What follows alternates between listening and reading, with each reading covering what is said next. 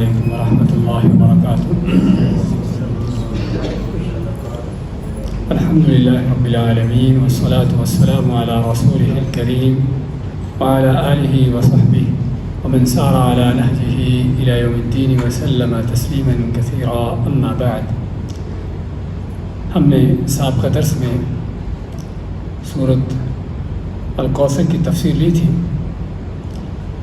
اور اس میں بیان ہوا تھا کہ کوثر کا معنی کیا ہے، اور اسی طرح اس سورت کے حوالے سے بیان ہوا تھا کہ اس سورت کی غرض و غایت کیا ہے، اللہ نے کس مقصد کے تحت اس کو نازل کیا ہے، کہ نبی کریم صلی اللہ علیہ وسلم کی حوصلہ افزائی کے لیے، کہ ان حالات میں کہ جب آپ کا دوسرا بیٹا بھی فوت ہوا تو کافروں کی طرف سے پراپیگنڈے ہوئے، تان بازیاں ہوئیں، تو اس پر اللہ تعالیٰ نے آپ کی حوصلہ افزائی کرتے ہوئے سورۃ الکوثر نازل کی تھی، جس میں آپ کے یہ دنیا آخرت میں جو اللہ تعالیٰ کی طرف سے انعامات ہیں اس کا بیان ہوا تھا۔ آج ہمارے پاس سورۃ الماعون ہے، اور یہ سورت حقیقت میں بڑی عظیم سورت ہے۔ اس سورت کی عظمت کا اندازہ یہاں سے ہوتا ہے کہ اللہ تعالیٰ نے اس میں اس چیز کا بیان کیا ہے کہ قیامت پر ایمان، اس چیز سے انسان کو کیا حاصل ہوتا ہے، انسان کی کیا اخلاقی طور پر اللہ کے ساتھ، بندوں کے ساتھ کس طرح سے اس کا معاملہ بہتر اور استوار ہوتا ہے، اور اس پر ایمان نہ ہونے کی وجہ سے، ایمان نہ لانے کی وجہ سے انسان کس طریقے سے جو ہے وہ اللہ کے بارے میں بھی گمراہی کا شکار ہوتا ہے، اور بندوں کے ساتھ بھی اس کے تعلقات خراب ہوتے ہیں۔ قیامت پر ایمان، اس لیے ہم دیکھیے کہ قرآن کریم میں 10 مرتبہ، بلکہ شاید کہنے والا کہیں کہ سینکڑوں مرتبہ آخرت پر ایمان کے حوالے سے بیان پڑھتے ہیں۔ احادیث میں بھی اس کا بار بار بیان ہوا ہے، اور رسول کریم صلی اللہ علیہ وسلم نے آخرت پر ایمان جو ہے وہ ایمان کے بنیادی ارکان میں اس کا ذکر کیا ہے۔ اس کی وجہ یہی ہے کہ آخرت پر ایمان کا یہ عمل، یہ عقیدہ، یہ وہ چیز ہے کہ جو انسان کے اندر بہت بڑی تبدیلی لاتا ہے۔ اور آج ہم اس صورت میں یہی دیکھیں گے، اللہ تعالیٰ نے ایک معمولی سی جھلک پیش کی ہے ان لوگوں کی کہ جن کا آخرت پر ایمان نہیں ہوتا۔ تو یہ سورۃ الماعون ہے کہ جو مکی ہے یا مدنی ہے، اس میں علماء کا اختلاف ہے۔ اصل تو یہ صورتیں مکی ہیں، صورت 30 پارے کی زیادہ تر، لیکن اس صورت میں چونکہ منافقوں کا ذکر آیا ہے، ایسے لوگوں کا ذکر آیا ہے کہ جو دکھلاوے کی نماز پڑھتے ہیں، اور یہ منافق، ان کا وجود کہاں سے پیدا ہوا تھا؟ مکہ میں منافق نہیں تھے، مکہ میں تو مسلمانوں کو بلکہ اپنا ایمان چھپانا پڑتا تھا، اور منافقت اس کے برعکس ہے، اس کی الٹ چیز ہے کہ جہاں پر کافر اپنے کفر کو چھپاتا ہے، ایمان کا اظہار کرتا ہے۔ اس لیے منافقین چونکہ مدینہ میں ان کا وجود ہوا، کیونکہ اس لیے اسلام غلبے میں تھا، طاقت میں تھا، تو بعض لوگوں کو اپنا کفر چھپانے کے لیے اسلام کا لبادہ اوڑھنا پڑا، کلمہ پڑھنا پڑا۔ اس طرح کے چند لوگ تھے جن کو منافقین کے نام سے جانا جاتا ہے۔ تو یہ چونکہ مدینہ میں تھے، اس لیے بعض علماء نے اس آیت کی روح سے کہا ہے کہ یہ مدنی صورت ہے۔ الکل ہے، لیکن اس صورت کو مکی ہونے میں کوئی شک نہیں ہونا چاہیے، کیونکہ اس میں اصل جو ہے وہ قیامت کا ذکر آیا ہے، اور قیامت پر ایمان نہ لانے کے جو نتائج ہیں اس کا بیان ہوا ہے، اور یہ عموماً مکی صورتوں کا یہ موضوع ہوتا ہے۔ تو اللہ فرماتا ہے اعوذ باللہ من الشیطان الرجیم، تلاوت کرتے ہیں سب سے پہلے، اعوذ باللہ من الشیطان الرجیم، بسم اللہ الرحمن الرحیم، ارأیت الذی یکذب بالدین فذلک الذی یدعو الیتیم ولا يحض على طعام المسكين فويل للمصلين الذين هم عن صلاتهم ساهون الذين هم يراءون وَيَمْنَعُونَ الْمَاعُونَ۔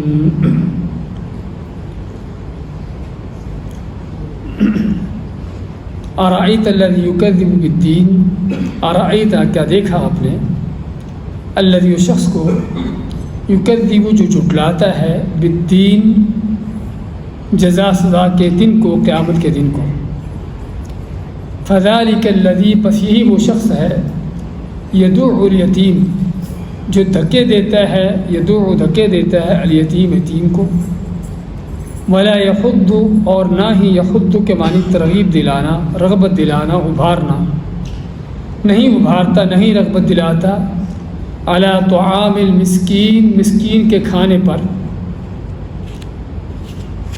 فذلک فویل للمصلین پس یہی وہ لوگ ہیں کہ جو، فویل للمصلین بربادی تباہی ہے، المصلین ان نمازیوں کے لیے،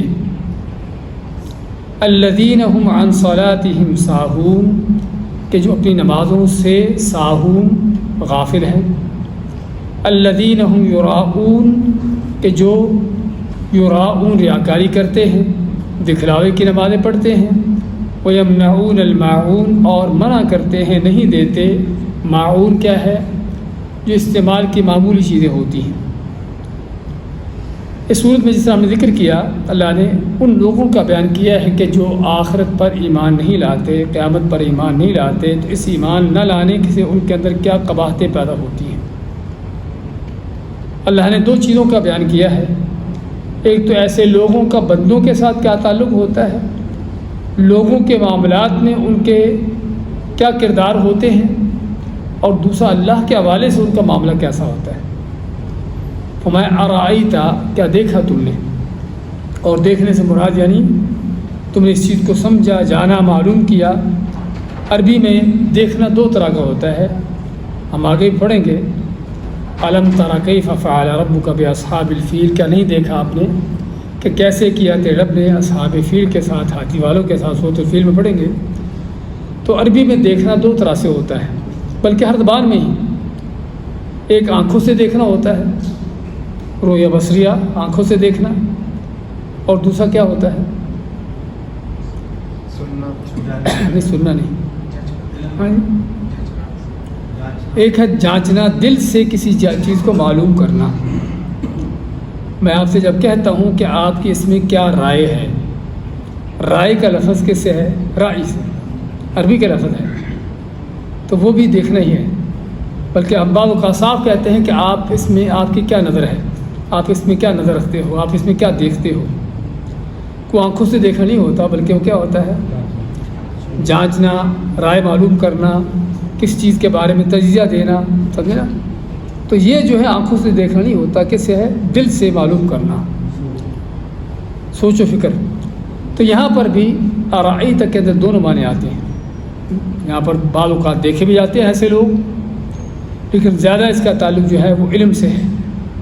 کیا تمہیں معلوم ہوا، جو میں جانا ان لوگوں کو، کون، الذی جو کہ یکذب بالدین جھٹلاتا ہے، بالدین، اللہ تعالیٰ نے یہاں پر قیامت کا وہی نام استعمال کیا ہے جو سورۃ فاتحہ میں تھا، مالکی یوم الدین، یہاں بھی الدین کے معنی بدلہ، جزا اور سزا، معاملہ۔ تو قیامت کے دن کو اللہ نے، ہم نے فاتحہ میں ذکر کیا تھا کہ دین کا نام کیوں دیا ہے، یوم الدین کیوں کہا ہے، کیونکہ اصل بدلے کا دن وہ ہے۔ دنیا میں اگرچہ اللہ نے کچھ نہ کچھ بدلوں کا معاملہ رکھا ہے، اچھے آدمی کی، نیک آدمی کی نیکیوں کا کچھ نہ کچھ صلہ ملتا ہے اس کو، اور برائی کی، برے آدمی کے، ظالم کے ظلم کا کچھ نہ کچھ اس کو بدلہ ملتا ہے، لیکن حقیقی بدلہ آخرت میں ہے، قیامت کے دن ہے۔ اس لیے قیامت کے دن کو یوم الدین کہا گیا ہے، اور یہاں بھی یکذب بالدین کہ جو اس دن کو جھٹلاتا ہے جو بدلے کا دن ہے، جزا سزا کا دن ہے۔ اور اسی لفظ سے پتہ چلتا ہے کہ قیامت کے دن کو جو دین کا نام دیا گیا ہے، بدلے کے دن کا نام دیا گیا ہے، اس دن پر ایمان نہ لانے کا نتیجہ کیا ہوگا، اور ایمان لانے کا کیا اثر ہے انسان پر۔ ہاں، ایمان لانے کا یہ اثر ہے کہ میں ہر بات کہتے ہوئے سوچوں گا کہ میں کیا کہہ رہا ہوں، کیا قیامت کے دن مجھے اس کا جواب دینا ہے۔ ہر کام کرتے ہوئے، ہر معاملہ کرتے ہوئے مجھے اس بات کی فکر ہوگی کہ کل قیامت کے دن اس کا حساب دینا ہے تو کیا حساب دوں گا۔ یعنی آدمی کو فکر ہوتی ہر چیز پر، قدم قدم پر۔ مثال دیتا ہوں، آج آپ کسی مارکیٹ میں جاتے ہو، ٹرالی میں سامان رکھا، کاؤنٹر پہ آئے، سامان کا حساب کتاب کیا، بل لیا اور نکلے۔ باہر نکلے، ممکن آپ کے ساتھ بھی کبھی ہوا ہو ایسا، گاڑی کے پاس آئے تو پتہ چلا کہ کوئی چیز ایسی بھی ہے کہ جس کا حساب نہیں ہوا۔ سمجھے نا، ٹرالی باقی رہ گئی، اس کا حساب نہیں ہوا۔ اب اگر آپ کا قیامت پر ایمان ہے، آپ کو پتہ ہے کہ اگر اس کا حساب ابھی نہ دیا تو کل قیامت کے دن دینا ہوگا، آپ کیا کریں گے؟ فوراً واپس لوٹیں گے، چاہے آپ کا ٹائم ضائع بھی ہو، چاہے آپ کو جلدی بھی ہو، کچھ بھی ہو، فوراً واپس جائیں گے، یا تو چیز جا کے واپس رکھ دیں کہ بھی میں اس چیز کا حساب نہیں دیا، واپس رکھ لو، یا پھر اس کا حساب کر کے آپ تب لیں گے۔ قیامت پر ایمان نہیں ہے، یہ ایمان کا دعویٰ ہے، کیونکہ قیامت پر ایمان نہ لانے والے مختلف طرح کے لوگ ہیں۔ بعض تو ویسے ہی کافر ہیں، قیامت ہے ہی نہیں، مر کے مٹی مل کے ختم ہو گئے، بات ختم ہو گئی۔ ایسے بھی لوگ پائے جاتے ہیں اور پائے جاتے رہے ہیں۔ بعض منافقین ہیں کہ جن کو شک ہے کہ پتہ نہیں ہوگی یا نہیں ہوگی، اور بعض وہ لوگ جو دنیا دار قسم کے کہ جن کا قیامت پر ایمان کا دعویٰ تو ضرور ہے، لیکن پتہ چلتا ہے ایسے موقعوں پر، میں بھی آپ کو مثال دے رہا ہوں، ایسے موقعوں پر پتہ چلتا ہے کہ اس کا واقعی قیامت پر ایمان ہے یا نہیں ہے۔ ہاں دیکھا بھی ٹرالی میں فلاں چیز باقی رہ گئی، چلو اچھا ہوا یہ فری میں آ گئی، سمجھے نا، خوش ہوگا آدمی کہ چلو اس کا پیسے نہیں دینے پڑے، فری میں مل گئی۔ یہ پتہ نہیں کہ کل قیامت کے دن اس کی قیمت کتنی زیادہ دینا پڑے گی۔ ایمان اس کا ضرور ہے، دعویٰ اس کا ضرور ہے قیامت پر ایمان کا، لیکن وہ دعویٰ صرف زبان کی حد تک ہے، دل میں نہیں ہے۔ اسی طرح دینی لحاظ سے، یہ تو ہم بندوں کے حقوق کے حوالے سے بات کر رہے تھے، دینی لحاظ سے آذان ہوئی، جس کا قیامت پر ایمان ہے، اگرچہ نیند کا غلبہ ہے، کام بڑا ہے، اور بھی اس طرح کی چیزیں ہوں گی، لیکن بھی اللہ نے بلا لیا ہے، حی علی الصلاۃ، آ جاؤ نماز کے لیے۔ تو جس کا قیامت پر سچا ایمان ہے، اپنی نیند بھی چھوڑے گا، بستر بھی چھوڑے گا، اپنا کام بھی چھوڑے گا، کچھ بھی ہے، محفل ہے، وہ اس سے نکلے گا اور نماز کے لیے آئے گا مسجد میں، کہ اللہ نے بلایا ہے نماز کے لیے، حکم دیا ہے، اور اگر نماز لیٹ کر دی، نہ پڑی وقت پر، تو کل قیامت کے دن اس کا حساب دینا ہے۔ فکر اس بات کی۔ جس کا قیامت پر ایمان نہیں ہے، اور میں اس لیے ذکر کر رہا ہوں تاکہ ہم اپنا جائزہ لیں کہ دعوے کرنے کو ہم کرتے ہیں، لیکن وہ دعوے کہاں تک سچے ہیں یا جھوٹے ہیں۔ تو قیامت پر ایمان نہیں ہے، اذان ہوگی، چلو بھائی پڑھ لیں گے نماز، کوئی بات نہیں، ابھی کام چل رہا ہے، ابھی محفل جمی ہے، ابھی کو اور بلکہ میچ چل رہا ہے، میچوں کے اندر ہماری نمازیں جو جاتی ہیں وہ اچھے سے سمجھتے جانتے ہیں ان کو، اور بلکہ فلم ڈرامہ چل رہا ہے کہ اس کو چھوڑ کر کیسے جائیں، چلو بعد میں نماز پڑھ لیں گے، مشکل نہیں۔ تو جس کا قیامت پر ایمان نہیں ہے اس کا یہ حال ہوگا، اسی لیے اللہ تعالیٰ آگے نماز کا ذکر کیا خاص طور پر۔ تو بات کر رہے تھے، تو 3 طرح کے لوگ ہیں جن کا قیامت پر ایمان نہیں ہے، ایک تو کھلے کافر، دوسرے منافقین، اور تیسرے اس طرح کے ایمان کے دعوے دار کہ جو اپنے عمل سے قیامت پر ایمان کا اس کو جھٹلا رہے ہیں، زبان سے کہتے ہیں لیکن عملی طور پر اس کا انکار کر رہے ہیں، تو ان کا بھی قیامت پر ایمان نہیں ہے، اگرچہ دعویٰ ضرور کرتے ہیں۔ تو اللہ فرماتا ہے کیا تم نے دیکھا اس شخص کو کہ جو قیامت کے دن کو، جزا سزا کے دن کو جھٹلاتا ہے؟ تو اس لیے قیامت کے دن پر ایمان انسان کے اندر بہت بڑی تبدیلی پیدا کرتا ہے۔ عمر فاروق کے بارے میں آتا ہے، کہا کرتے تھے کہ اگر قیامت نہ ہوتی تو ہم کچھ اور ہی ہوتے، کہ ظالم ظلم کرتا جاتا، اس کو کوئی فکر نہ ہوتی کہ مجھے کوئی پوچھنے والا ہے، اور مظلوم ظلم سہتا جاتا، اس کو اپنے اس ظلم کا بدلہ ملنے کی کوئی امید نہ ہوتی۔ لیکن قیامت ہے کہ جو ظالم کو بھی ظلم سے روکتی ہے قیامت پر ایمان، اور مظلوم کو بھی سہارا ملتا ہے کہ کوئی بات نہیں، دنیا کے چند دن کے ظلم ہے، آگے اس کا بدلہ مل جائے گا۔ تو ماتا اللہ تعالیٰ کے جو قیامت پر ایمان نہیں لاتے ان کا کیا ہوتا ہے؟ فذالک الذی یدعو الیتیم، یہ جو فا لگا ہے نا فذالک، عربی میں اس کو کہتے ہیں فاء التعقیب، تعقیب کے معنی کہ اس نے سابقہ سارے جملے کے معنی آگے لے آیا کہ قیامت پر ایمان نہ لانے کے نتیجے میں وہ کیا ہوتا ہے، کس طرح سے ظلم کرتا ہے، زیادتی کرتا ہے، لوگوں کے حق کھاتا ہے، اللہ کے حقوق چھوڑتا ہے۔ فذالک، فا کے اندر سارا کچھ آ گیا۔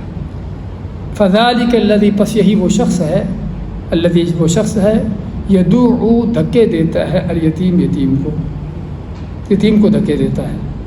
قرآن نے یہ لفظ دھکے کا استعمال کیا ہے اس چیز کو بیان کرنے کے لیے کہ یتیم کے ساتھ کیا اس کا ظالمانہ سلوک ہوتا ہے، چاہے وہ ظاہراً دھکے دینا ہو، اور خاص طور پر یتیم کا لفظ اپنے اس لیے استعمال کیا، یتیم کو اس لیے ذکر کیا کیونکہ یتیم کون ہے؟ پہلی بات تو آپ سے اگر پوچھا جائے یتیم کون ہوتا ہے؟ جس کا باپ بچپن میں، بچپن کون تھا؟ بچے کا بچہ بھی چھوٹی عمر میں ہے، اس کا باپ فوت ہو جائے، چھوٹی عمر کی کوئی حد اس کی کلی میں بالغ نہیں ہے، بالغ نہیں ہے، جو بالغ نہیں ہوا ہو، ہمیں یہی معلوم کرنا کہ پڑھا کہ بالغ کیسے ہوتا ہے بچہ؟ ہاں جی، بچہ کب بالغ ہوتا ہے؟ جب اس کے بعد آ جائے۔ ہاں جی، بالغ ہونے کی بچے کے لیے 3 نشانیاں ہیں اور بچی کے لیے 4 نشانیاں ہیں۔ زیر ناب بال اگائیں، اس کو احتلام ہو جائے، اگر دونوں چیزیں نہ ہوں تو اس کی عمر 15 سال ہو جائے، چاہے دونوں چیزیں نہ بھی ہوئی ہوں، عمر 15 سال ہو گئی تو بالغ ہو گیا۔ بچی کے لیے 4تھی نشانی اور بھی ہے، وہ کیا ہے؟ اس کو مینسز آ جانا، پیریڈ آ جانا، چاہے وہ 9-10 سال کی عمر میں کیوں نہ آ جائے، تو جب اس کو یہ پیریڈ آ جاتے ہیں تو بالغ ہو جاتی ہے۔ تو یہ ہے بلوغت کی نشانی۔ تو جس کا باپ اس بالغ ہونے سے پہلے بلوغت سے پہلے فوت ہو گیا وہ ہے یتیم، اور ماں اگر فوت ہو جائے پھر ہاں جی، کسی اگر ماں فوت ہو جائے تو یتیم ہوتا کہ نہیں ہوتا؟ ہاں جی، مسکین ہوتا ہے۔ کہا جاتا ہے کہ انسانوں میں سے یتیم وہ ہوتا ہے جس کا باپ فوت ہو جائے، اور جانوروں میں سے یتیم وہ ہوتا ہے جس کی ماں مر جائے، ان کے باپ کو تو پتہ ہی نہیں ہوتا، سمجھے نا؟ تو جس چھوٹا بچھڑا ہے کوئی اس طرح، اس کی ماں مر جائے، گائے ہے، بھینس ہے، اونٹنی وغیرہ کوئی بھی مر جائے تو وہ یتیم سمجھا جاتا ہے جانوروں میں سے، کیونکہ اس کی ماں ہی اس کو دودھ پلانے والی سارا کچھ ہے۔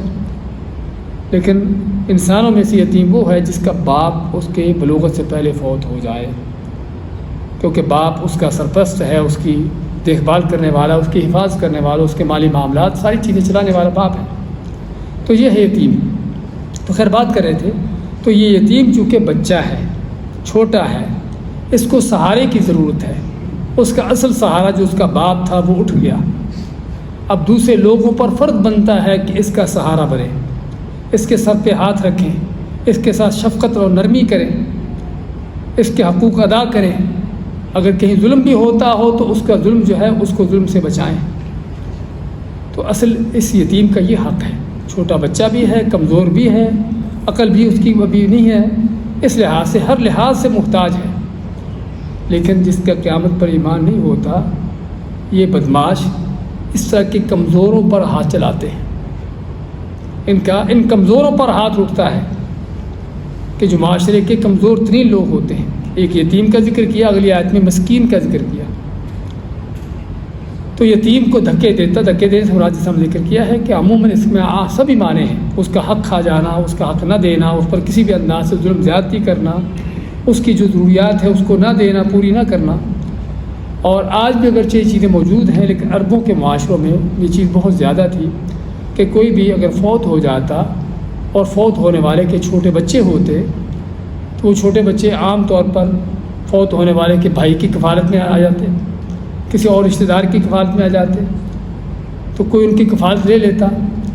اب کچھ تو ہوتے کہ جو واقعی انصاف سے، عدل سے اور رحم دلی سے کام لیتے، ان کے حق ادا کرتے، اور بعض لوگ جن کا ایمان آخر پر نہیں ہوتا پھر ان پر ظلم زیادتی کرتے، ان کے مال کھاتے بلکہ یتیموں کا مال۔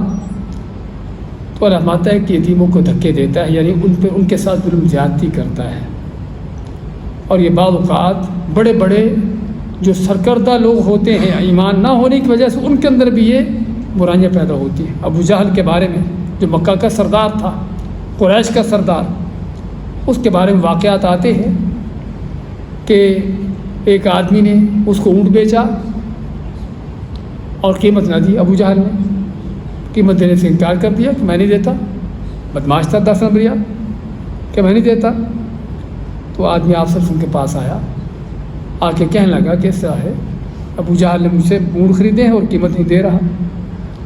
اللہ کے نبی صلی اللہ علیہ وسلم اٹھتے ہیں، اس کے ساتھ چلتے ہیں اور جا کر اس کے اونٹوں کی قیمت دلاتے ہیں۔ اس طرح کا واقعہ ایک یتیم بچے کے بارے میں ذکر کیا جاتا ہے۔ ایک یتیم بچہ بیت اللہ میں بیٹھا ہو، ابو جہل ایک طرف اور ایک طرف کافروں کے سردار بیٹھے ہوئے ہیں۔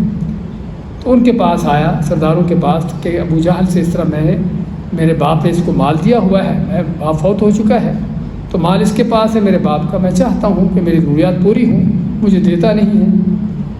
تو کافر جو بیٹھے ہوئے تھے انہوں نے تماشا دیکھنا چاہا، کہنے لگے کہ وہ آپ صلی اللہ علیہ وسلم کی طرف اشارہ کیا، آپ نماز پڑھ رہے تھے بیت اللہ کے پاس، اس کے پاس جاؤ، وہ تم کو تمہارا حق دلا دے گا۔ اور کافر کیا چاہتے تھے؟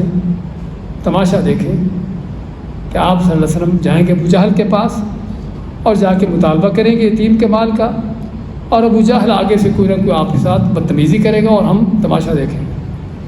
لیکن تماشا کیا ہوتا ہے کہ نبی صلی اللہ علیہ وسلم کے پاس یتیم بچہ جاتا ہے، جا کے بتاتا ہے کہ اس طرح کا معاملہ ہے، آپ اس کے ساتھ اٹھتے ہیں، ابو جہل کے پاس جاتے ہیں کہ اس یتیم بچے کا اس کا مال لو۔ ابو جہل فوراً گھبرا کے اٹھتا ہے، اپنے گھر کو جاتا ہے اور جا کے یتیم کا جو اس کے باپ کا چھوڑا ہوا مال تھا سارا اٹھا کے اس کے حوالے کر دیتا ہے۔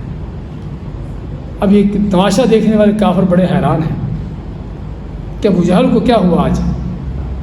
اس کو پوچھا کہ تم نے کیا کیا آج؟ ہم تو کچھ تماشا دیکھنا چاہتے تھے کہ محمد کے ساتھ صلی اللہ علیہ وسلم کے ساتھ تم بدتمیزی کرو گے، کوئی دیکھیں گے مزہ آئے گا، کہ تم نے کیا کیا؟ اس نے کہا کہ میں محمد صلی اللہ علیہ وسلم کے دائیں اور بائیں نیزے دیکھ رہا تھا کہ اگر میں آپ کے حکم کی مخالفت کرتا تو وہ نیزے سیدھے آگے میرے سینے میں گھستے۔ اس طرح سے اللہ تعالیٰ اپنے بندوں کی مدد کرتا ہے۔ تو بات کر رہے تھے، یہاں پر میرا یہ قصہ بیان کرنے کا مقصد یہ ہے کہ ابو جہل جو مکہ کا قریش کا سردار ہے، یعنی معمولی آدمی نہیں ہے، ایک عام آدمی اس طرح کے کوئی ظلم زیادتی کرے اور بات ہے، لیکن قیامت پر ایمان نہ ہونے کی وجہ سے کیا ہے کہ انسان کس قدر بڑے بڑے جرم کرنے پر تیار ہو جاتا ہے، چاہے وہ کتنا بڑا کیوں نہ ہو۔ تو اللہ مانتا ہے کہ یہ وہ شخص ہے کہ جو یتیموں کو دھکے دیتا ہے، وَلَا يَحُضُّ عَلَىٰ طَعَامِ الْمِسْكِينِ، اور نہیں یحض ترغیب دینا، ابھارنا، انسپائر کرنا کسی کو کسی کام کے لیے، نہیں ترغیب دیتا کس چیز کی؟ عَلَىٰ طَعَامِ الْمِسْكِينِ، مسکین کے کھانے پر۔ مسکین کون ہوتا ہے؟ رحمان صاحب آپ نے بتایا مسکین کا کون ہوتا ہے؟ مسکین غریب، ایک ہوتا ہے فقیر اور ہوتا ہے ایک مسکین۔ فقیر کے بارے میں اس کو کہتے ہیں کہ جس کے پاس کچھ بھی نہ ہو، یہ ہے تو بالکل معمولی ہے، لیکن مسکین وہ ہوتا ہے کہ جس کے پاس کو مال تو ہو لیکن اس کی ضروریات سے اس کی ضروریات اس سے پوری نہ ہوتی ہوں۔ دوسرے الفاظ میں کہ جس کی انکم جو ہے اس کی ضروریات سے کم ہو، اس کی ضروریات زیادہ ہے لیکن اس کی آمدنی کم ہے، اس کو مسکین کہتے ہیں۔ ویسے ہمارے یہاں ان سبھی کو غریب کا نام دیتے ہیں کہ جو اس مسکین کو، غریب آدمی کو اس کا کھانا نہیں کھلاتا، اس کا کھانا کھلانے پر ترغیب نہیں دیتا۔ ہمارے عام طور پر ترجمہ کرتے ہیں کہ مسکین کو کھانا دینے کی ترغیب نہیں دیتا۔ بعض علماء نے کہا کہ مسکین کا کھانا دینے پر، یعنی کہ مسکین کو کھانا دینے پر، بلکہ مسکین کا کھانا دینے پر ترغیب نہیں دیتا۔ کیا دونوں کے اندر فرق ہے یا نہیں ہے؟ مسکین کو کھانا دینا اور مسکین کا کھانا دینا، کیا فرق دونوں کے اندر؟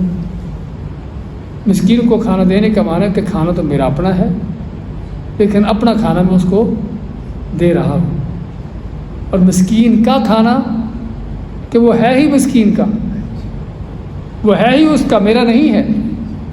اور یہ بات سمجھنے کی ضرورت ہے بھائیوں۔ قرآن کریم میں دوسری آیت میں اللہ تعالیٰ کیا فرماتا ہے؟ وَفِي أَمْوَالِهِمْ حَقٌّ مَّعْلُومٌ لِلسَّائِلِ وَالْمَحْرُومِ، کہ ان کے مالوں کے اندر حق ہے کس کا؟ سوال کرنے والے کا، اور جو محروم جس کے پاس کچھ نہیں اس کا حق ہے۔ تو مالدار شخص کے مال کے اندر غریب آدمی کا حق ہے، اگر اس کو دے دے تو اس کا حق ادا کر دیا، اگر اس کو نہیں دیا تو اس کا حق اس نے کھا لیا۔ یہاں سے ہمیں اس بات کی سمجھنے کی ضرورت بھی ہے کہ ہم جو صدقہ خیرات دیتے ہیں، زکوٰۃ ادا کرتے ہیں، کسی غریب مسکین کو زکوٰۃ دے کر، صدقہ خیرات دے کر ہم اس کے اوپر احسان نہیں کر رہے، ہم اس کا حق اس کو دے رہے ہیں۔ اگر نہیں دیتے تو اس کا حق کھا رہے ہیں۔ اس بات کو سمجھنے کی ضرورت ہے کہ زکوٰۃ نہ دینا غریبوں کا حق کھانا ہے، صدقے خیرات دینے کی ضرورت ہے، نہیں دیتے تو ان کا حق کھایا جا رہا ہے جن کو ضرورت ہے، ان کا حق خود کھا رہے ہیں آپ۔ اس لیے اس مسئلے کو سمجھنے کی ضرورت ہے۔ تو یہاں پر آزماتا ہے کہ قیامت کا جس پر قیامت پر ایمان نہیں ہوتا وہ کیا کرتا ہے کہ مسکینوں کا، غریبوں کا حق ان کو نہیں دیتا۔ بات کھانے کی ذکر ہوئی ہے لیکن ضروری نہیں کھانا ہی ہو، جو بھی ان کا حق ہے ان کا حق نہیں دیتا۔ یہ تو ہے قیامت پر ایمان نہ لانے کا نتیجہ۔ اور جن کا قیامت پر ایمان ہوتا ہے، سورۃ انسان سورۃ دہر میں اللہ نے ان کو ذکر کیا ہے، وَيُطْعِمُونَ الطَّعَامَ عَلَىٰ حُبِّهِ مِسْكِينًا وَيَتِيمًا وَأَسِيرًا، کہ مال کھانے کی چاہت بھی ہے، میں خود بھی کھانا چاہتا ہوں، لیکن کوئی غریب آ گیا، کوئی مسکین آ گیا، اللہ ماتا ہے کہ اس کے باوجود بھی وہ مسکینوں غریبوں کو کھانا کھلاتے ہیں، حالانکہ خود ان کو ضرورت ہوتی ہے۔ ہاں کہ جس کا قیامت پر ایمان ہے یہ ہوتا ہے کہ کسی کے ساتھ نیکی کرتے ہیں، کسی کو دیتے ہیں، کس لیے دیتے ہیں کہ کل قیامت کے دن اس کا صلہ اور اجر ملے گا۔ یہ ہے قیامت پر ایمان کا نتیجہ، اور ایمان نہ ہونے کا یہ نتیجہ جو کہ آپ دیکھ رہے تھے۔ اللہ نے یہ دو مثالیں دیں، ایک غریب مسکین آدمی کی، اپنے ایک یتیم کی، کہ ان ظالموں کا، ان یتیموں کا، یعنی معاشرے کے کمزور لوگوں کے ساتھ ان کا کیا ظلم زیادتی ہوتا ہے۔ یہ بندوں کے ساتھ اس کا معاملہ، اللہ کے ساتھ معاملہ کیسا ہے؟ فویل للمصلین۔ اللہ کے حقوق میں توحید کے بعد سب سے بڑا حق کیا ہے؟ نماز ہے، عملی طور پر۔ تو اللہ مانتا ہے کہ ان نمازیوں کے لیے بربادی ہے، فویل پر بربادی تباہی ہے، للمصلین ان نمازیوں کے لیے۔ ذرا غور کرنے کی ضرورت ہے، کیونکہ یہاں پر بیٹھے ہوئے ماشاء اللہ سبھی بھائی نمازی ہیں، کوئی بے نماز نہیں ہے۔ بے نماز ہوتے تو مسجد میں آتے ہی نا، سمجھے نا؟ لیکن تنبیہ ہمارے لیے ہے، ہمارے لیے، میرے اور آپ کے لیے ہے کہ ان نمازیوں کے لیے تباہی بربادی ہے۔ کون؟ الذین هم عن صلاتهم ساہون۔ پہلی ان کی یہ صفت ہے کہ وہ نمازوں سے غافل ہیں۔ والذین هم یراؤون، اور جو دکھلاوے کی نمازیں پڑھتے ہیں، ان نمازیوں کے لیے تباہی بربادی ہے۔ اس کا مطلب کہ جن کا ذکر ہو رہا ہے وہ کون ہے؟ نمازی ہیں۔ نمازی ہونے کا مطلب نماز پڑھتے ہیں، لیکن نماز کیسے پڑھتے ہیں؟ ان نمازوں سے غافل ہیں۔ غافل ہونے کا معنی کہ نماز کی پرواہ نہیں ہے، نماز کا اہتمام نہیں ہے۔ پڑھ لی، نہ پڑھی، مشکل نہیں ہے۔ ٹائم پہ پڑھ لی، ٹائم سے نکال کر، جماعت کے ساتھ جماعت کو چھوڑ کر، سمجھے نا؟ یعنی اس کا کوئی اہتمام نہیں ہے۔ اگر اہتمام ہوتا ہے، جیسے ہم نے ابھی مثال دی ہے، دکان پہ آدمی بیٹھا ہوا ہے، کام پہ بیٹھا ہوا ہے، اور کام بھی سمجھتا ہے کہ بڑا اہم ہے، لیکن نماز کا وقت ہو گیا، اب اس کو ہر کام اس کا چھوٹ جانا چاہیے۔ نبی کریم صلی اللہ علیہ وسلم کے بارے میں آتا ہے، حضرت عائشہ فرماتی کہ آپ جب ہم گھر میں ہوتے تو گھر کے کام کاج میں لگے ہوتے، جو گھر کے کام ہوتے، فرماتی جیسے ہی اذان ہوتی کہ جیسے آپ ہمیں پہچانتے ہی نہ ہو، جیسے ہی اذان ہوتی اس انداز سے نماز کے لیے تیاری کرتے نکل جاتے کہ جیسے گھر والوں کو پہچانتے ہی نہ ہو۔ یہ انداز آپ کا، اور یہ ہے وہ طریقہ جو ایک مسلمان کا ہونا چاہیے کہ بندوں کا حق ان کو دیا جائے، اللہ کا حق اس کو دیا جائے۔ تو اللہ ماتے ان نمازیوں کے لیے تباہی بربادی ہے کہ جو نمازوں سے غافل ہیں۔ نماز سے غفلت جس کا ذکر کیا ہے کہ اس سے کوئی سروکار ہی نہیں، نہ اس کو پڑھنے کا کوئی جزا ملنے کی، بدلہ ملنے کی امید ہے، نہ پڑھنے کی کوئی سزا ملنے کی امید ہے. کوئی اس طرح کا تصور ہی اس کا نہیں. کہیں پھنس گیا تو پڑھ لی ورنہ نہیں پڑھی. کھڑے بھی ہیں نماز کے اندر تو کوئی اہتمام نہیں ہے، کہاں کھڑا ہوں، کیا کہہ رہا ہوں، کیا پڑھ رہا ہوں، کس حالت میں ہوں میں. اس لیے نماز کو اللہ نے کیا جہاں پہ قرآن کریم میں ذکر کیا ہے نماز کو قائم کرنے کا حکم دیا ہے. نماز کے حوالے سے 2 لفظ استعمال ہوئے قرآن کے اندر، یا اقیم الصلاۃ نماز قائم کرو، یا دوسرا لفظ کون سا ہے؟ حافظوا علی الصلوات کہ نمازوں کی حفاظت کرو.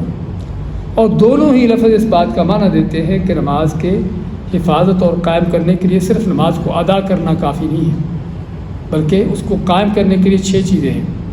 ٹائم تھوڑا ہے، میں جلدی سے بتا دیتا ہوں. پہلی چیز کیا ہے کہ اللہ کے لیے خالص ہو، اس میں کوئی ریاکاری دکھلاوا نہ ہو.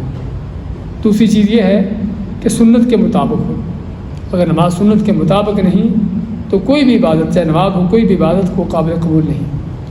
تیسری چیز کیا ہے کہ اللہ نے 5 فرض کی ہیں، اللہ نے 5 کا حساب لینا ہے. 8 گھنٹے کی ڈیوٹی 4 گھنٹے کر کے آ گئے، میں تو باقی نہیں کرتا بھی. ہاں کیا خیال ہے؟ ڈیوٹی چلے گی؟ ہاں چھٹی ہو جائے گی وہاں سے. تو یہاں پر بھی اللہ نے 5 فرض کی ہے، 5 کا حساب لینا ہے. 1-2 پڑھ کے باقی چھوڑ دیں، اللہ کہا ایسی نمازیں قابل قبول نہیں ہیں. اسی طرح اللہ نے نمازوں کے اوقات مقرر کیے ہیں، شروع ہونے کا، ختم ہونے کا. اس وقت میں نماز پڑھی ہے تب قبول ہوگی. جان بوجھ کر بغیر عذر کے وقت سے نماز کو نکال دیا، اللہ کے ہاں وہ نماز قابل قبول نہیں ہے. بعض بھائی فجر کے لیے اٹھتے ہیں، کب؟ جب ڈیوٹی پہ جانا ہوتا ہے 7 بجے 8 بجے، اس وقت اٹھ کے 2 رکعتیں پڑھ لی، 2-4 رکعتیں بھی پڑھ لی، چلو فجر کی نماز ہو گئی. ایسی نماز اللہ کے ہاں قابل قبول نہیں ہے. اللہ نے نمازوں کے اوقات مقرر کیے، اس میں ہونی چاہیے. مردوں پر فرض کی ہے با جماعت نماز پڑھنا، تو جماعت کے ساتھ نماز پڑھیں گے تب قبول ہوگی. بغیر عذر کے، بغیر کسی مجبوری کے جماعت چھوڑ دی تو آپ کا فرمان ہے کہ اس کی نماز نہیں ہوتی. اور اسی طرح 6ٹھی چیز کیا ہے کہ نماز میں کھڑے ہیں، پتہ ہو کہ کہاں کھڑا ہوں، رب کائنات کے سامنے کھڑا ہوں، کیا نماز میں پڑھ رہا ہوں، تو تب نماز قائم ہوتی ہے. تو ماتا اللہ تعالیٰ فویل للمصلین، ان نمازیوں کے لیے تباہی بربادی ہے، الذین هم عن صلاتهم ساہون کہ جو اپنی نمازوں سے غافل ہیں. اب یہاں پر غور کرنے کی بات یہ ہے کہ اگر ان نمازیوں کے لیے اتنی بڑی وعید آتی ہے جو نماز تو پڑھنے کو پڑھتے ہیں لیکن اہتمام نہیں کرتے، اس کا خیال نہیں رکھتے، اس کو پوری صحیح طریقے سے ادا نہیں کرتے، ان نمازیوں کے لیے اگر تباہی بربادی کی وعید ہے تو جو پڑھتے ہی نہیں سرے سے، ان کا حال کیا ہے؟ اور اس لیے اگر ہم قرآن و حدیث میں شرک کے بعد سب سے بڑی وعید دیکھتے ہیں دین کے معاملات میں تو نماز کے حوالے سے ہے. صحابہ کرام فرماتے ہیں کہ اگر ہمارے ہاں صحابہ کے نزدیک دین کا کام چھوڑ دینے سے آدمی کافر ہوتا تھا تو وہ کون سی چیز ہے؟ وہ نماز ہے. روزہ چھوڑ دیا، صحابہ نہیں کہتے تھے کافر ہو جاتا ہے. زکوٰۃ کو نہیں دیتا، اس کو زکوٰۃ اس سے لیتے تھے، سزا بھی اس کو دیتے تھے لیکن کافر نہیں کہتے تھے.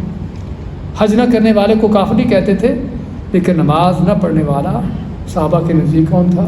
کافر تھا، کیونکہ اللہ اس کے رسول نے اس کو کافر کہا ہے. تو مایا کہ بات کر رہے تھے کہ نماز نہ پڑھنے والے کا انجام کیا ہے. اور یہاں پر اللہ تعالیٰ کے یہ بھی فضل ہے کہ اللہ نے یہ فرمایا کہ الذین هم عن صلاتهم ساہون جو اپنی نمازوں سے غافل ہیں. ابن عباس فرماتے ہیں کہ اللہ تعالیٰ کا فضل ہے کہ اس نے یہ نہیں کہا کہ جو اپنی نمازوں میں غافل ہیں.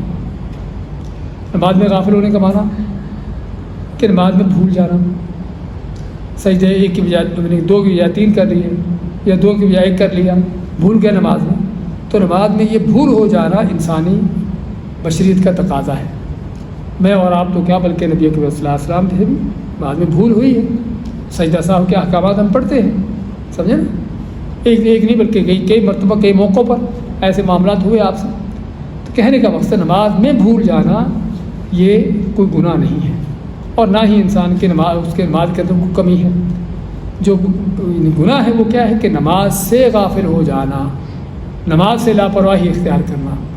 الذین هم یراؤون کہ جو نمازیں تو پڑھتے ہیں لیکن دکھلاوے کی، ریاکاری کرتے ہیں. اس کا ریاکاری کا تعلق نماز کے ساتھ بھی ہے اور باقی بھی دین کے عبادت کے معاملات کے ساتھ، کہ کوئی دین کا کام تو کرنے کو کرتے ہیں لیکن ریاکاری کرتے ہوئے، دکھلاتے ہوئے. اور اللہ کے ہاں وہی چیز قبول ہے کہ جو اس کے لیے خالص ہو، وہ چیز جس میں ریاکاری ہو۔ ہاں اسی کو آپ مانتے ہیں کہ شرک الخفی، آپ مانتے ہیں کہ مجھے دجال سے بڑھ کر جس چیز کا تم پر خطرہ ہے وہ کس چیز کا ہے؟ وہ شرک خفی کا ہے، خفیہ شرک کا ہے، کہ جس میں آدمی اس کو اندازہ بھی نہیں ہوتا کہ میں کس شرک میں پڑا ہوں۔ اور شیطان کا سب سے بڑا ہتھ کنڈہ یہاں پر یہ ہے کہ آدمی اگر دین کی طرف آ گیا، عبادت پر لگ گیا، تو اب اگلا شیطان کا کام اس کے ساتھ یہ ہوتا ہے کہ عبادت کرنے کو کرے لیکن اس طریقے سے کرے کہ جو قبول نہ ہو، ریاکاری ہو، دکھلاوا ہو، بندوں کو دکھانے کے لیے ہو۔ نماز پڑھنے کو پڑھ رہا ہے لیکن دل میں ہے کہ لوگ دیکھیں تاکہ تعریف ہو، صدقہ خیرات کر رہا ہے، دل میں ہے کہ لوگ دیکھیں تاکہ نام لگے، اور بھی دین کے جتنے بھی معاملات ہیں، جتنے بھی کام ہیں، علم سکھا رہا ہے لوگوں کو، کوئی دعوت دے رہا ہے اور کوئی نیکی کی بات کر رہا ہے، ہاں تو لوگوں کو پتہ چلنا چاہیے کہ میں یہ کام کر رہا ہوں۔ یہ ریاکاری، یہ دکھلاوا اتنا بڑا گناہ ہے، اتنا بڑا جرم ہے کہ قیامت کے دن سب سے پہلے جہنم کو جن لوگوں سے بھڑکایا جائے گا وہ یہ لوگ ہیں جو کرنے کو عبادت کرتے ہیں لیکن لوگوں کو دکھانے کے لیے۔ وہ لمبی حدیث ہے، ہم اس میں جانے کا ٹائم نہیں ہے، تو خیر کہنے کا مقصد یہ بڑا خطرناک معاملہ ہے کہ جس پر ہمیں ہمیشہ اپنے دلوں کو ٹٹولنے کی ضرورت ہے کہ ہم نیکی کرنے کو کر رہے ہیں لیکن کس نیت سے کر رہے ہیں؟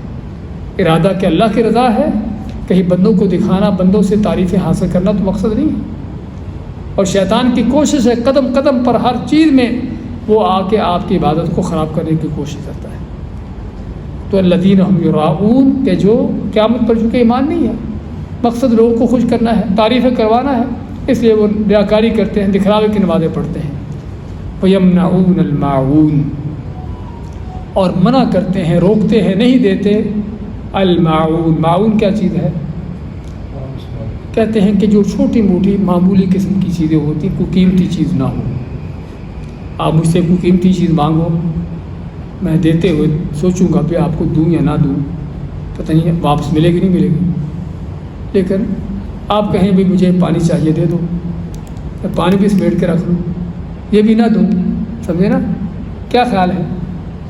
اس بات کی دلیل ہے کہ آدمی کتنا گرا ہوا ہے، کس قدر جو ہے اس کے اندر خیر بالکل جو ہے ختم ہو چکی ہے، کہ معمولی قسم کی چیزیں بھی جس کا اس کو دینے میں کوئی نقصان بھی نہیں ہے، کوئی دینے میں اس کا کوئی جاتا بھی نہیں ہے، تب بھی نہیں دیتا۔ اور بعض علماء کہتے ہیں کہ زکوٰۃ بھی معاون میں سے ہے، زکوٰۃ بھی معاون میں سے ہے۔ کیوں معاون میں سے ہے؟ کہ وہ بھی تھوڑی سی ہے۔ کتنی زکوٰۃ کی پرسنٹیج کیا ہوتی ہے؟ 2.5%، کہ 100 میں سے صرف آپ نے 2.5 دینے، باقی 97.5 آپ نے خود استعمال کرنے ہیں، سمجھے نا؟ 97.5 آپ نے خود استعمال کرنے ہیں، آپ کو حق ہے پورا استعمال کرنے کا جائز رستوں پر، صرف آپ نے 2.5 دینے اللہ کی راہ میں، اور وہ بھی ہر وقت نہیں دینے، سال میں ایک دفعہ دینے، ہر ایک نہیں دینے۔ کہ آپ کے پاس اگر کچھ چند پیسے آ گئے تو لازمی سبھی کا ہر اس کی زکوٰۃ نکالیں؟ نہیں، ایک خاص اماؤنٹ جب ہوگی تب زکوٰۃ نکالیں گے، سمجھے نا؟ سونا ہے کتنا ہوگا؟ 7.5 تولے یا 85 گرام، گراموں کے اعتبار سے، سمجھے نا؟ تب آپ زکوٰۃ نکالیں گے۔ اگر 84 ہے تو نہیں نکالیں گے، کیونکہ ابھی تک آپ زکوٰۃ کے نصاب تک نہیں پہنچے۔ تو اس کا معنی کیا ہوا؟ اگر دیکھیں ہم زکوٰۃ کے حوالے سے، تو زکوٰۃ فرضی اس پر ہوتی ہے کہ جس کے پاس اس کی ضرورت سے بڑھ کر مال ہے، یہ مال اس کی ضرورت سے بڑھ کر اس کے پاس ہے۔ ہاں جو ضرورت کی حد تک ہے اس پر زکوٰۃ فرضی نہیں ہوتی۔ آپ کے پاس مال آیا، خرچ ہو گیا، ہر مہینے کا خرچ ہو رہا ہے، چاہے وہ لاکھ دینار بھی کیوں نہیں، آپ کی ضروریات اتنی زیادہ ہیں، گھر میں فرض کو اتنے معاملات ہیں کہ آپ کا 1,00,000 دینار خرچ ہو رہا ہے، کوئی زکوٰۃ نہیں۔ لیکن 1,00,000 دینار پڑے ہوئے سال ہو گیا تب زکوٰۃ ہوگی۔ اس کا معنی کیا ہوا کہ یہ 1,00,000 دینار آپ کی ضرورت سے زیادہ پڑا ہوا ہے، اور پھر بھی آدمی اتنی سی پرسنٹیج میں نہ نکالے۔ ہاں یہ ہے یمنعون الماعون، کہ جو زکوٰۃ نہیں دیتے یا معمولی استعمال کی چیزیں نہیں دیتے، کیونکہ قیامت پر ایمان نہیں ہے۔ ہاں دوں گا تب جب مجھے امید ہوگی کہ کل مجھے ملے گا، اس کا صلہ مجھے ملے گا، تب میں دوں گا، لیکن آگے صلہ ملنے کی امید ہی نہ ہو، اس پر ایمان ہی نہ ہو، یا ایمان کا دعویٰ تو ہو لیکن نہ دینے کا معنی یہ ہوتا ہے زکوٰۃ جو نہیں دیتے، کہ جو لوگوں سے حتیٰ کہ معمولی چیزیں بھی روک لیتے ہیں، اگرچہ قیامت پر ایمان کا دعویٰ کرتا ہے لیکن اس کا قیامت پر ایمان نہیں ہے۔ یہ صورت یہی بتاتی ہے۔ وَيَمْنَعُونَ الْمَاعُونَ، قیامت پر ایمان نہ لانے والے کی نشانی ایک یہ بھی ہے کہ وہ معمولی قسم کی چیزیں بھی لوگوں کو نہیں دیتے۔ تو یہ ہے صورت الماعون کہ ہم نے مختصر انداز سے جس کو بیان کیا ہے، کہ جس میں اس بات کا بیان ہوا کہ انسان کو قیامت پر ایمان لانے کے نتیجے میں کیا حاصل ہوتا ہے، اور قیامت پر ایمان نہ لانے سے اس کے اندر کیا کیا قباحتیں پیدا ہوتی ہیں۔ بارک اللہ فیکم، جزاکم اللہ خیر۔ یہ جو آپ نے بولا 7:30 کو نے سنا